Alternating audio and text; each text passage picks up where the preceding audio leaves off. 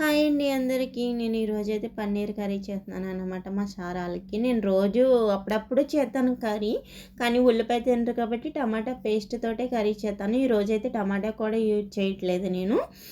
నేను పన్నీర్ అయితే కట్ చేసుకొని పెట్టుకున్నాను. అలాగే జీడిపప్పు తీసుకున్నాను. కొంచెం ఆయిల్ వేసుకున్నాను. దాంట్లో ధనియా పౌడర్, కారము, సాల్ట్ వేసుకుని కట్ చేసుకున్నాను కదా పన్నీర్. ఆ పన్నీర్ అయితే ఈ మసాలా దాంట్లో వేసి శుభ్రంగా మసాలా పట్టేలాగా కలుపుకుంటున్నాను అనమాట. కలుపుకొని ఒక 5 నిమిషాలు పక్కనైతే పెట్టుకున్నాను. నేనైతే గ్యాస్ మీద అయితే నీళ్ళైతే పెట్టుకున్నాను. ఆ నీళ్ళైతే కాగిపోయినాయి అన్నమాట. నేను ఆ నీళ్ళలోనే కొంచెం జీడిపప్పు అయితే వేసేస్తున్నాను. ఒక 5 నిమిషాలు అలా ఉంచి నేనైతే మళ్ళీ జీడిపప్పు అయితే నేను మిక్సీ జార్లో తీసేసుకున్నాను అనమాట. నేనైతే గ్యాస్ మీద అయితే పొద్దున మా సార్ అయితే చేసుకున్నారంటే ఆ ఆయిల్లోనే ఫ్రై చేసేస్తున్నాను. పన్నీర్ అయితే కొంచెం లైట్గా అయితే ఫ్రై చేసుకోవాలన్నమాట. ఆల్రెడీ మసాలా గట్ట పెట్టేశాను కాబట్టి లైట్గా ఫ్రై చేసుకుని ఆ జీడిపప్పులోనే కొంచెం నేను 2 స్పూన్లు అయితే పెరుగు అయితే తీసుకుంటున్నాను. అంటే ఎంత కర్రీకి ఎంత కావాలో అంత అయితే తీసుకుంటున్నాను అన్నమాట.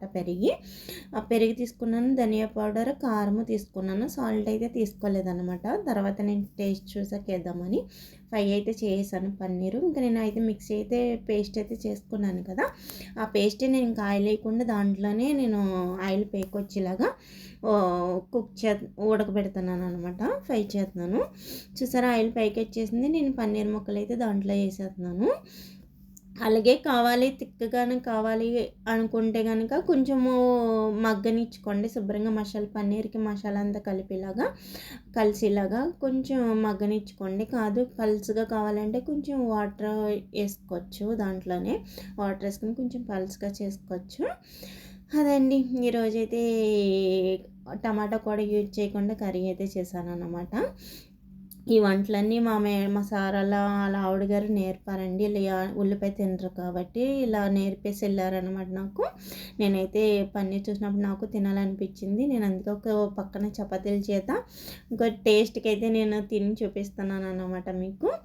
పన్నీర్ కూడా ఆల్రెడీ కారము, సాల్ట్ ఇవన్నీ పెట్టేశాను కాబట్టి అది పన్నీర్ కూడా చప్పగా అస్సలు ఉండదు. ఎంత బాగుంటుందండి పన్నీర్కి సాల్ట్, కారం ఇవన్నీ పెట్టి చాలా బాగుంటుంది. నా వీడియో కనుక నచ్చితే ట్రై చేయండి. ట్రై చేసి ఎలా ఉందో కామెంట్ చేయండి. బాయ్.